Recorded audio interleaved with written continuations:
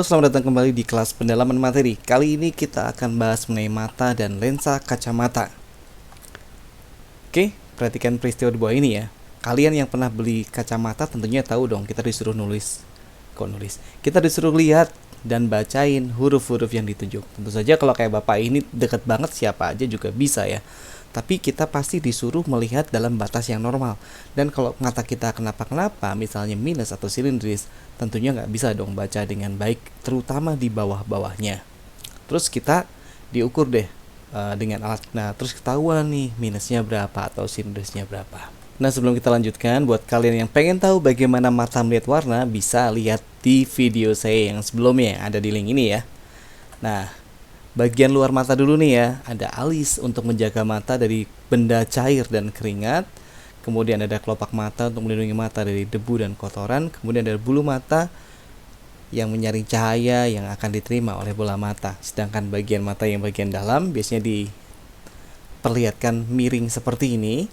Mulai dari ini ya, konjungtiva ya, merupakan selaput bening yang melapisi seluruh bagian terdepan mata dan menjadi pelindung pada mata. Terus kemudian ini bagian ini sklera ya, bagian dinding putih mata, berfungsi untuk melindungi struktur mata dan membantu mempertahankan bentuk mata. Kemudian cahaya masuk ke mata melewati kornea. Lapisan kornea mata terluar bersifat kuat dan tembus cahaya. Kornea ini berfungsi melindungi bagian yang sensitif yang berada di belakangnya dan membantu memfokuskan bayangan pada retina yang di belakang ini.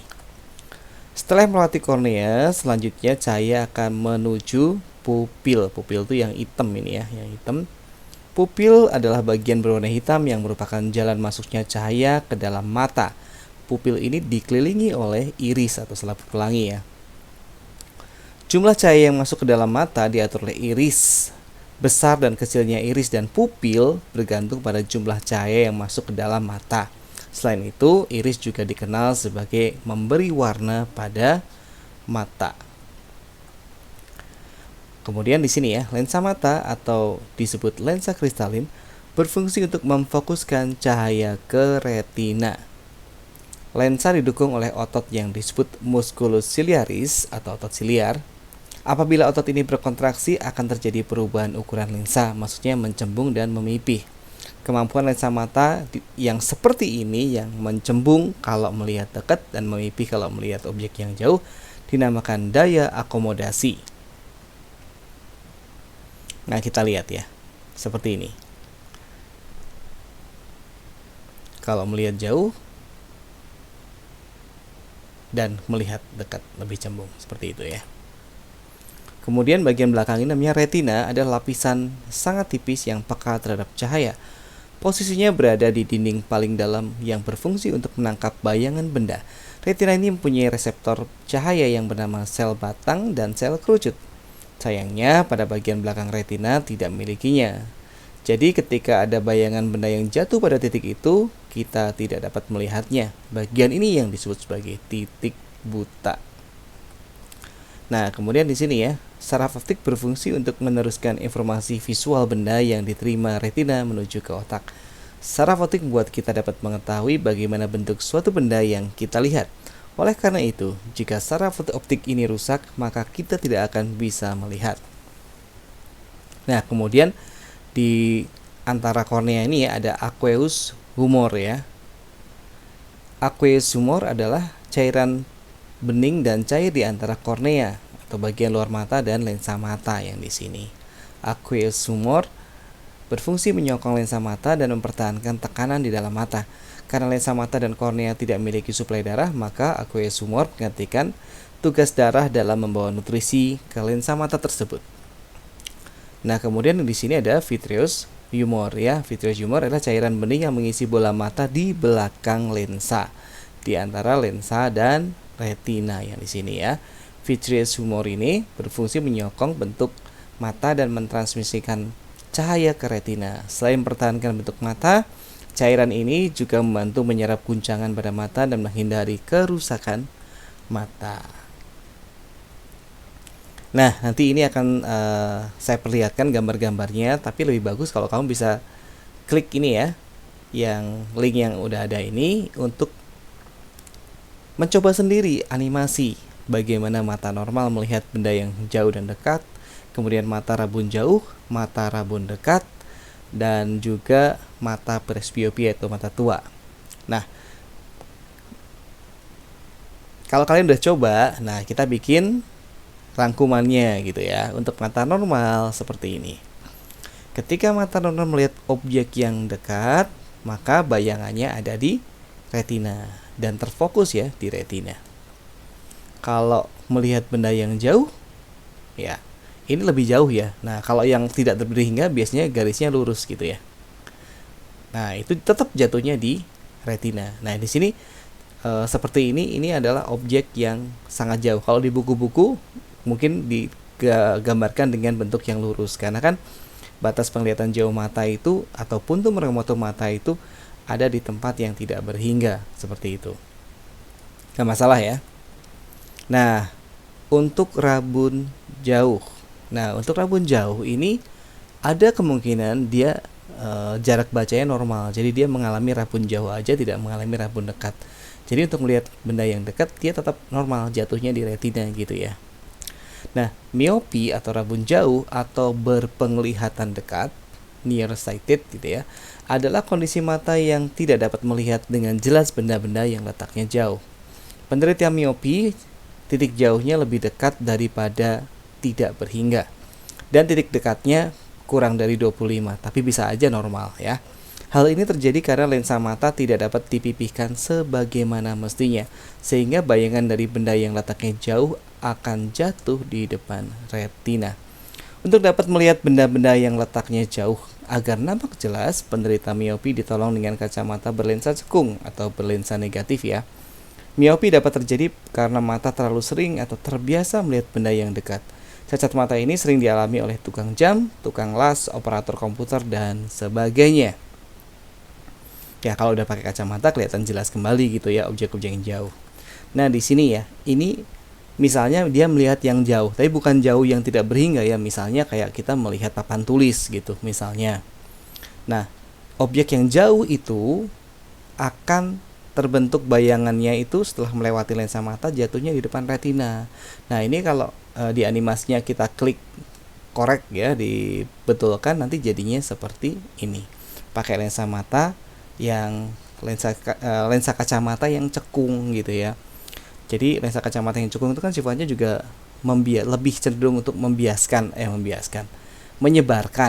ya, divergen gitu ya, menyebarkan cahaya, sehingga dengan ukuran tertentu fokusnya, kekuatan lensanya, maka akan tepat jatuh di retina, sehingga kita bisa melihat jauh dengan ya jelas gitu, seolah layaknya mata normal, cuman bedanya masih harus pakai kacamata.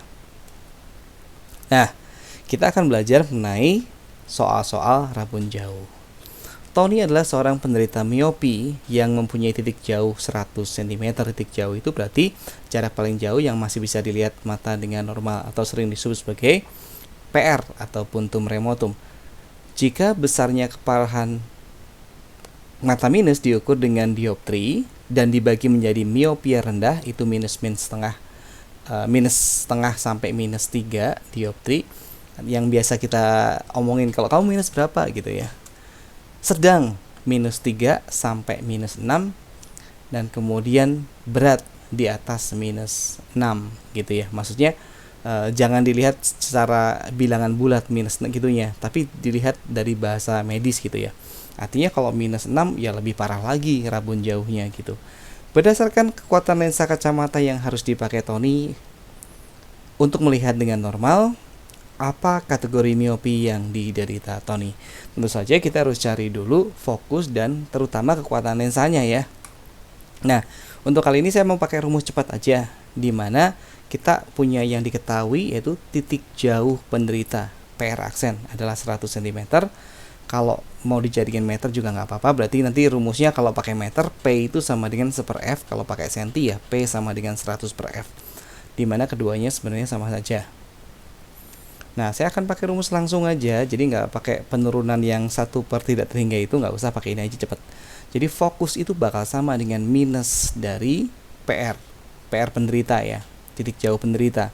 Berarti tinggal min 1 meter. Kalau kita mau cari kekuatan lensa ya 1 per F ya, tapi F nya dalam meter ya, berarti 1 dibagi min 1 meter, ketemunya minus 1 dioptri. Kalau gitu dia termasuk miopia yang rendah karena ada di antara minus setengah sampai minus 3.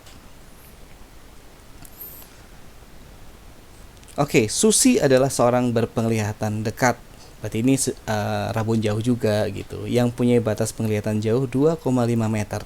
Setelah menggunakan kacamata, dia dapat melihat objek yang jauh dengan jelas. Seberapa parah miopi yang dia derita? Berarti kayak yang tadi ya ceritanya ya, soalnya masih kategori yang tadi. Oke, ini mirip aja. PR aksennya adalah 2,5. Kita biasanya taruh negatif ya di situ ya, untuk ketika masuk ke F-nya. Jadi F sama dengan minus 2,5 meter, kita jadiin kekuatan lensa atau daya lensa 1 per F, 1 per min 2,5, atas bawah kaliin 4 aja, jadi 4 per 10, ketemunya minus 0,4 dioptri. Ini juga berarti masih ringan banget malahan ya, miopia yang rendah ya, yang masih ringan sekali. Nah, soal berikutnya, Fandi tidak dapat melihat benda yang jauh dengan jelas, berarti rabun jauh. Kemudian dia memeriksakan diri ke dokter mata. Untuk mengatasi kelemahan itu, dia diberi saran oleh dokternya untuk memakai kacamata dengan kekuatan minus 1/3 dioptri. Berapakah titik jauh Fandi? Ya, ini juga mirip dengan tadi, cuman sekarang udah diketahui kekuatan lensanya dulu. Berarti kita cari fokusnya dulu ya. P-nya min 1/3 dioptri. Kita ditanya PR aksennya, berarti F sama dengan 1 per P. Dari hasil dibolak-balik, 1 min 1/3 berarti sama aja dengan min 3. Nah, min 3 apa? Min 3 meter di sini. Berarti min 3 ini sama dengan min PR aksennya. Berarti PR aksennya adalah 3 meter atau 300 cm. Seperti itu ya. Nah, masih ada soal lagi. Rina menggunakan kacamata dengan lensa berkekuatan min 1/4 dioptri. Suatu hari ia kelupaan membawa kacamata maksudnya, sehingga ia kesulitan melihat sebuah artikel yang ada di majalah dinding. Berapa jarak terdekat Rina dengan majalah dinding ya, atau jaraknya pada saat itu gitu ya. Mirip kayak tadi, P sama dengan minus 1/4 dioptri, saya buat menjadi pecahan biasa 5/4. Minus ya, sorry itu kurang sedikit minus. F-nya sama dengan 1 per minus 5/4. Berarti kalau 1 bagi 5/4 itu kan sama aja dengan 1 kali 4/5. Jangan lupa minus, min 4/5 meter. Berarti sama dengan minus 0,8 meter. Ini fokusnya, dan kebetulan fokus itu kan sama dengan minus PR kan rumusnya. Berarti hanya tinggal menghilangkan minusnya saja. Sehingga PR aksen sama dengan 0,8 meter, atau jarak dia ke majalah dinding pada waktu itu adalah 80 cm. Oke, berikutnya kita akan belajar mengenai rabun dekat. Rabun dekat atau berpenglihatan jauh atau hipermetropi adalah cacat mata di mana mata tidak dapat melihat dengan jelas benda-benda yang letaknya dekat. Titik dekatnya lebih jauh daripada titik dekat mata normal, sekitar 25 cm. Sebenarnya yang dikatakan normal biasanya 25 sampai 30 cm ya. Tapi untuk hitungan biasanya dimasukkan 25 cm sebagai titik dekat mata yang normal. Hipermetropi disebabkan lensa mata terlalu pipih dan sulit dicembungkan, sehingga bila melihat benda-benda yang letaknya dekat, bayangannya jatuh di belakang retina. Supaya dapat melihat benda-benda yang letaknya dekat dengan jelas, penderita hipermetropi ditolong dengan kacamata berlensa cembung atau berlensa positif. Nah, kayak gambar itu ya, biasanya kalau lihat handphone atau buku itu agak dijauhkan seperti itu. Hipermetropi dapat terjadi karena mata terlalu sering atau terbiasa melihat benda-benda yang jauh. Cacat mata ini sering dialami oleh orang-orang yang bekerja sebagai sopir, nakoda, pilot, masinis, dan sebagainya. Kalau dari gambarnya seperti ini mungkin kalau dia melihat yang jauh masih bisa, ini jauh tapi tidak berhingga ya. Dia melihat jauh itu masih bisa diterima persis di retina, jadi melihat jauhnya nggak masalah. Tapi ketika melihat dekat, tidak terfokuskan di bagian retinanya di sini, atau bayangannya jatuhnya di belakang retina gitu. Jadi dia butuh sesuatu untuk memendekkan gitu ya. Jadi dia butuhnya adalah lensa cembung sehingga bisa pas di retinanya. Nah, untuk contoh soalnya seperti ini. Retno yang menderita rabun dekat mempunyai titik dekat 50 cm. Jika ia ingin membaca dengan jarak normal 25 cm, maka berapa kekuatan lensa kacamata yang harus dipakai Retno? Oke, ini saya pakai yang ini ya. Titik dekat mata saya simbolkan dengan PP. Kalau untuk yang normal 25, untuk yang tidak normal itu PP aksen 50 cm. Ditanya kekuatan lensa. Dan rumusnya saya pakai rumus langsung ya. Jadi kayak gini aja.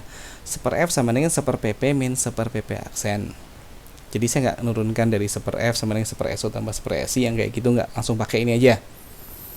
Kita masukkan dan kita samakan menjadi 50, berarti 1/25 menjadi 2/50. Kita jumlahkan jadi 1/50 ya. Jadi F-nya udah pasti 50 cm. Atau kalau mau dijadikan meter ya 0,5 meter ya dibagi 100. Nah, ini dijadikan P sama dengan 1/F 1 bagi setengah atas bawah kali 2, masing-masing ketemunya 2 dioptri. Positif ya. Leo tidak dapat membaca pada jarak normal 25 cm. Saat melihat benda, dia bisa melihat dengan jelas jika jaraknya 75 cm atau lebih. Maksudnya kalau melihat benda yang dekat, dia hanya bisa kalau jaraknya 75 atau lebih. Misalkan baca buku, dia butuh jarak yang jauh 75 cm. Tentukan daya kacamata yang dibutuhkannya agar dapat melihat pada jarak baca normal, dan tentukan pula jarak fokus lensanya. PP aksennya 75 sudah pasti. Kita mau cari kekuatan lensanya ya. 1/F sama dengan 1/PP min 1/PP aksen kayak tadi. 25 dan 75 kita jadikan 75 aja. Jadi yang 1/25 menjadi 3/75 supaya penyebutnya sama. Terus kita kurangi menjadi 2/75 ya. Sehingga kalau F-nya tinggal dibalik 75/2, tapi itu dalam senti. 75/2 itu 37,5. Berarti kalau mau dijadikan meter dibagi 100 0,375. Kita udah temu fokus lensanya. Kekuatan lensanya ya tinggal 1/F aja ya. 1/0,375. Di sini saya kalikan 1000 atas bawah sehingga 1000/375. Saya sederhanakan kembali. Dibagi 125 dan dapat 8/3 atau 2,67 dioptri hasil pembulatan. Robi yang berpenglihatan jauh mengenakan kacamata dengan daya plus 1 dioptri untuk dapat membaca pada jarak normal. Karena terburu-buru, kacamata bacanya ketinggalan. Namun dia tidak terlihat mengalami kesulitan ketika membaca. Berapa jarak baca terdekatnya sekarang? Oh, ini kacamatanya diketahui, kita suruh nyari PP aksennya. Oke, 1 dioptri, kita cari fokusnya 1/P, berarti 1/1 dioptri sama dengan 1 meter atau 100 cm. Udah ketemu 100 cm, kita masukin ke rumus 1/F sama dengan 1/PP min 1/PP aksen. Nah, 100-nya masuk ke F ya. PP biasa 25 seperti ini. Tinggal dibalik ya. Jadi ini aja nih. Ini ditaruh ke sini jadi positif, 1/100-nya jadi negatif. Weh, kelewatan. Ya nggak apa-apa ya, gini ya. 1/PP aksennya di sini jadi 4/100 dikurangi 1/100. Sehingga 1/PP aksen sama dengan 3/100, PP aksennya 100/3 atau 33,33 cm gitu. Ya masih gampang lah ya. Nah, ini soal berikutnya. Pak Dedi yang menderita hipermetropi, titik dekatnya 40 cm. Ia membeli kacamata dengan kekuatan 1,5 dioptri. Tepatkah kacamata itu untuknya? Nah, di sini bisa dicek ya, mau ngitung pakai titik dekat 40 cm atau mau dengan kekuatan lensanya gitu. Nah, sebenarnya bisa dua-duanya, tapi saya kali ini pengen pakai yang kekuatan lensa aja deh. Supaya mirip dengan soal sebelumnya gitu, biar lebih bisa. Kan kalau yang ketahuan titik dekatnya dari tadi udah ada 2 soal gitu. PP-nya 25, PP aksennya kita nggak tahu. F sama dengan 1/P, 1/1,5. Saya kali atas bawah, saya kali 2, jadi 2/3 dalam meter. Kalau dalam sentimeter tinggal saya kalikan 100 menjadi 200/3. Saya masukkan ke rumus kayak tadi, 1/F sama dengan 1/PP min 1/PP aksen. F-nya itu ya 200/3 itu nanti bisa ditulis jadi 3/200 ya, kan di 1/F jadi dibalik. Oh, ini saya tulis ya. Nah, kayak gini. 3/200 sama dengan 1/25 min 1/PP aksen. Nah, terus 1 per PP aksen sama dengan 1 per 25 min 3 per 200 ya, kayak gitu. Cuma dipindah tempat, di 25 nya jadiin 200. Jadi atas bawah kali 8 sehingga menjadi seperti ini. 1 per PP aksen sama dengan 5 per 200. PP aksennya ya 200 bagi 5 atau 40 cm. Nah, ternyata PP aksen cocok dengan data soal, berarti kacamatanya tepat, sesuai ya. Nah, di sini sudah belajar rabun jauh, rabun dekat, kita ngomongin presbiopi. Karena presbiopi ini kan mata tua, di mana dia kemampuan mencembung dan memipihnya sudah nggak terlalu bagus. Sehingga mau lihat dekat, mau lihat jauh, tetap aja bermasalah. Oleh karena itu, kita mau ngitung 2 kali tetepan.